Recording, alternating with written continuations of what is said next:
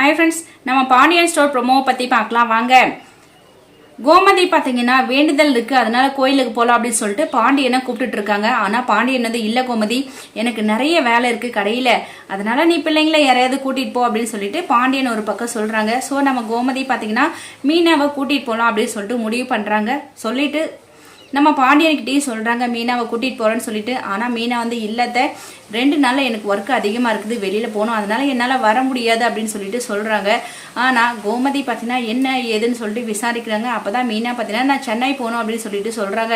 உடனே பாண்டியன் ஒரு பக்கம் என்னப்பா மீனா என்னப்பா நடக்குது, பொம்பளை பிள்ளைங்க வெளியிலலாம் போயிட்டு வேலை செய்யணும்னு சொல்லிட்டு என்னப்பா அப்படிலாம் எதுவும் வேணாப்பா அப்படின்னு சொல்லிட்டு பாண்டியன் சொல்கிறாங்க. ஆனால் மீனா பார்த்தீங்கன்னா இல்லை மாமா, இது என்னோட ஆஃபீஸ் ஒர்க்கு, அதனால நான் கண்டிப்பாக போயே தான் ஆகணும் அப்படின்னு சொல்லிட்டு மீனா ஒரு பக்கம் சொல்கிறாங்க. ஸோ வேறு வழியே இல்லாமல் பாண்டியன் பார்த்தீங்கன்னா சரிம்மா நீ உன்னோட வேலைக்காக போ அப்படின்னு சொல்லிட்டு பர்மிஷன் கொடுத்துறாரு.